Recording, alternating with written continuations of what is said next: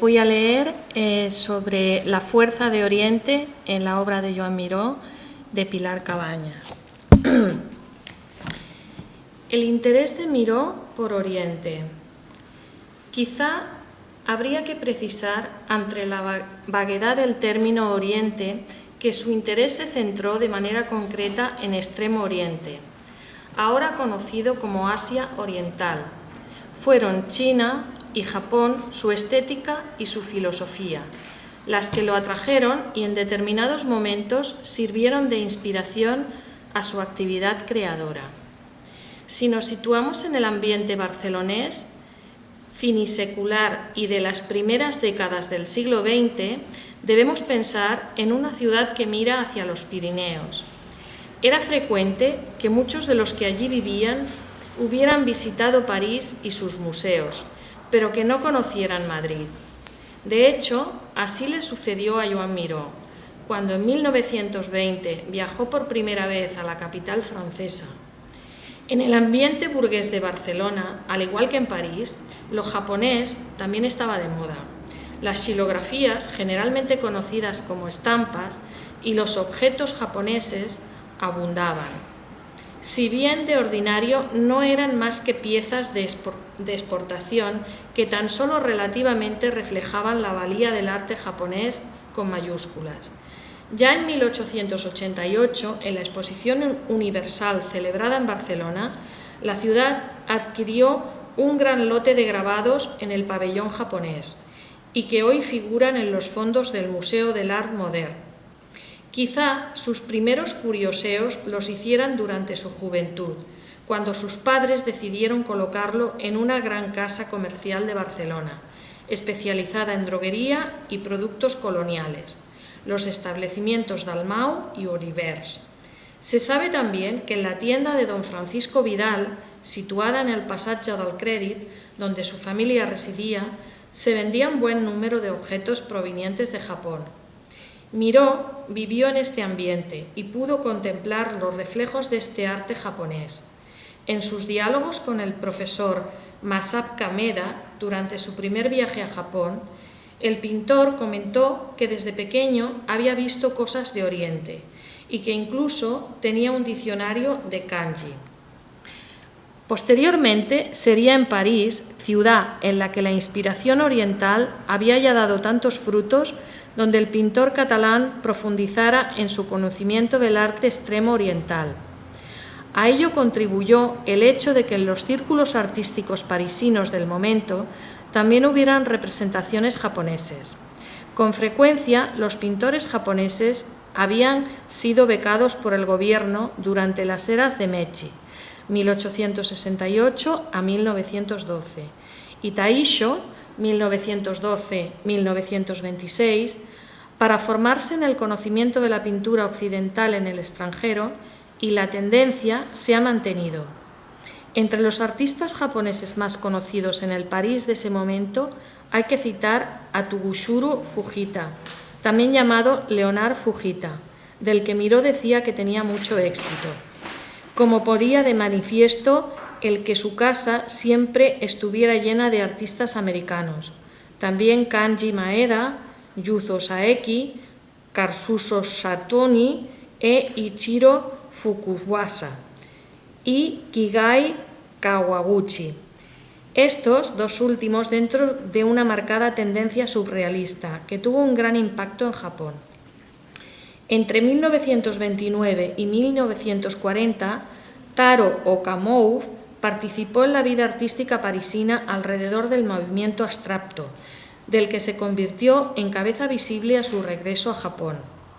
Este artista fue el autor de la enorme estructura Taiyo no To, Torre del Sol, símbolo de la Expo 70, celebrada en Osaka, y que tanto recuerda a los personajes mironianos.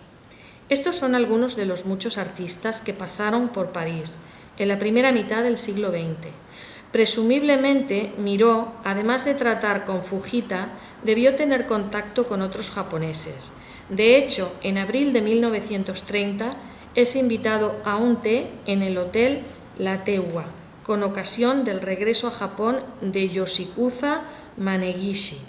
coordinador y representante de la exposición Pari-Tokyo 5 Hisudi Domei, exposición de artistas de avangardas París-Tokio, organizada por pintores próximos al movimiento Shikankakuka, Nuevas Sensaciones, y con la colaboración de Breton y Salmón.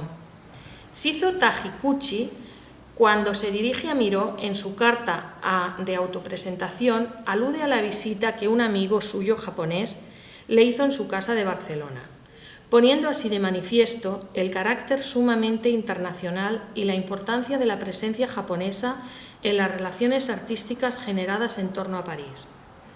Tras la Segunda Guerra Mundial y la firma del Tratado de Paz con Japón, artistas como Yasu Taguchi, Toshimizu Imati, Kumi Sugai, Isao Domoto, Tetsumi Kodo y Kei Sato se trasladan a París, pero Nueva York se perfila en ese momento como un nuevo destino. Ya en 1936, Nancy Wilson Ross habla en una conferencia sobre el tópico Dada y el budismo zen, poniendo en relación sus semejantes fundamentos filosóficos, insistiendo en la experiencia de lo irracional y valorándola por encima de la lógica y el entendimiento. Y en el mismo año, el crítico de arte Georges Duruit, que entrevista a Miró para Carrières d'Art, publica Mystique chinois et peinture moderne, donde hace un extenso estudio sobre los paralelismos existentes entre el arte moderno y la pintura zen, utilizando, entre otras ilustraciones, obras del pintor catalán.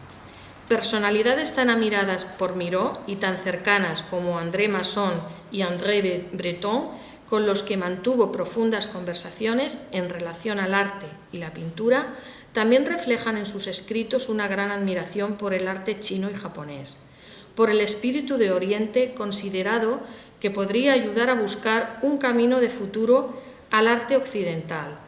Breton reconoce en sus escritos que tras la Segunda Guerra Mundial, la escritura automática y abstracción poética serían difíciles de comprender, sin las obras zen del siglo XXI, que tan acertadamente Ernst Gross había presentado al público europeo.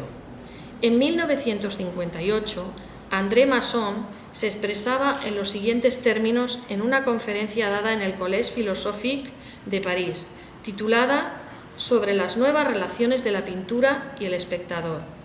Entonces el espacio se transformará en lo que es para el pintor zen, el espíritu del pintor.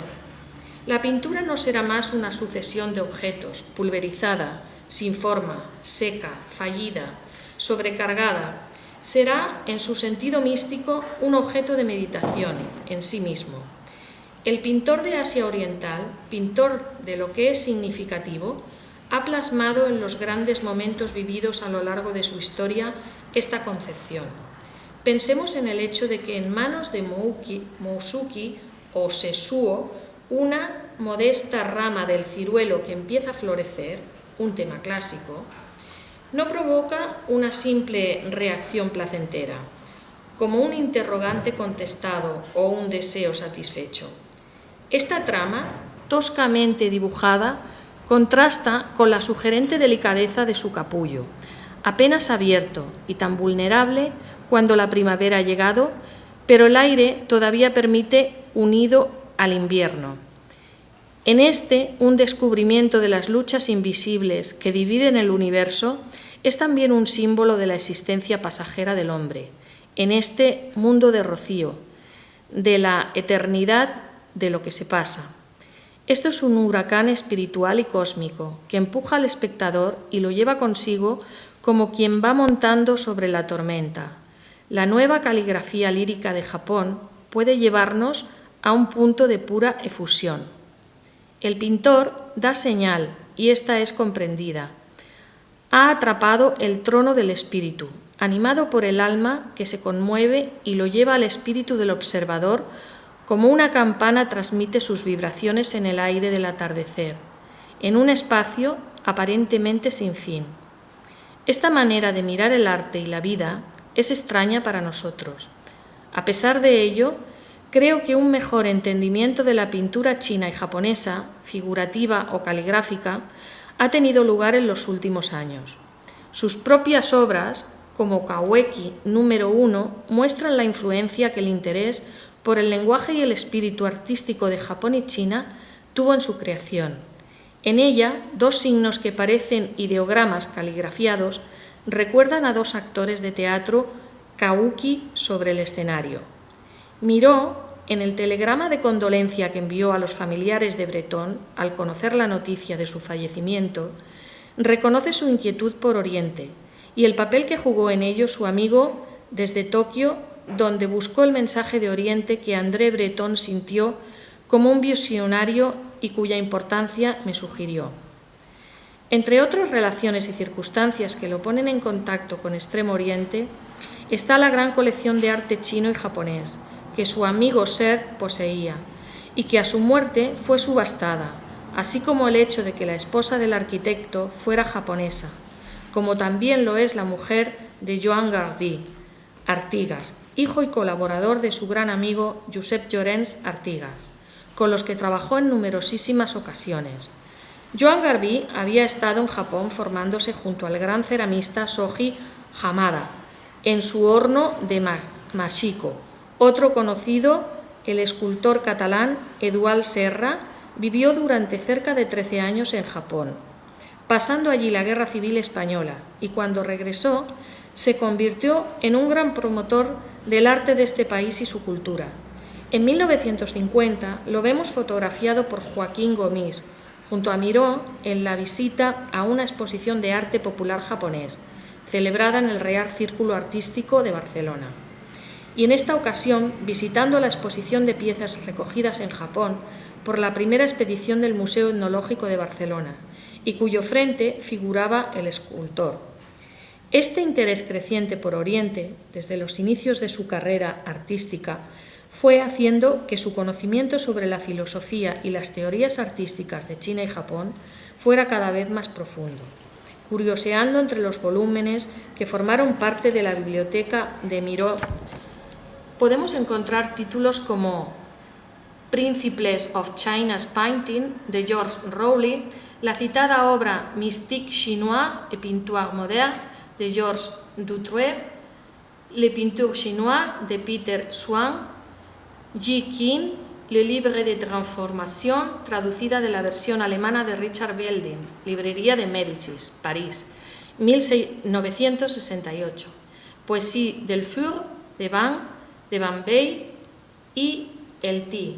y Giulio Enaldi, Editorial Torino, 1956. Le Haiku, de Georges Bourneau, Golgoshino, volumen 9 de la Librería Oriental Paul Guéner, París, 1935. Junto a estas obras aparecen otras con un carácter más monográfico, entre las que se encuentran catálogos de exposiciones de arte japonés y chinos. Jamaiwa, Art Shown in Four America Museums, 1960. Sculptures by Sofu Tegisuhara, maestro de Ikebana, calígrafo, escultor contemporáneo y gran amigo de Miró.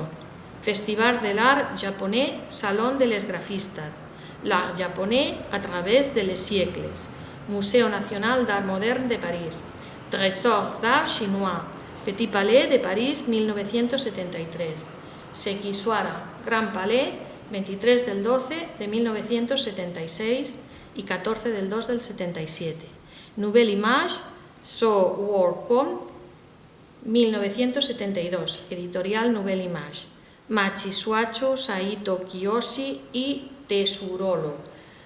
Almacenes Takashiyama, Tokio, 7 del 11 y 5 de 1976.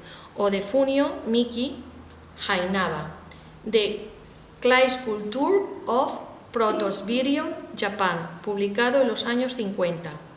Céramique ancienne de la Scie, de Fujio Koyoyama, Emaki, de Dietrich Seckel, y una obra de 6 volúmenes en japonés de los tesoros nacionales del arte japonés, publicada por el Museo Nacional de Tokio entre 1953 y 1954, donados por su viuda a la Fundación de Palma de Mallorca, y que posiblemente recibiera como regalo durante su primer viaje a Japón.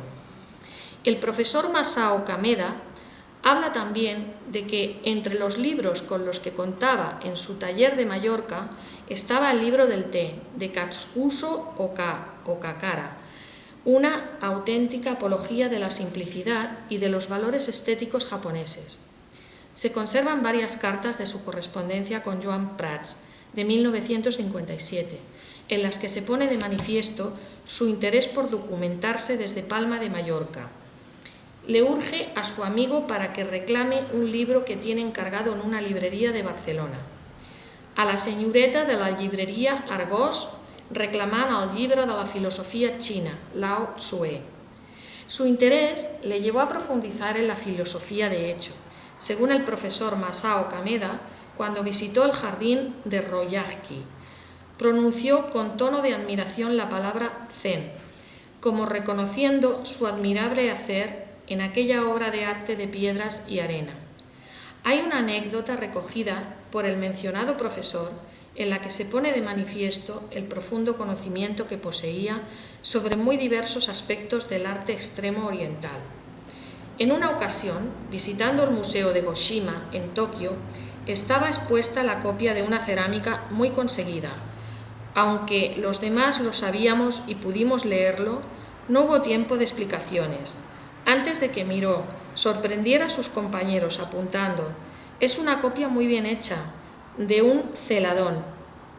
Y ante otra pieza dijo: «La copia de este libro está en China, el original está mucho mejor».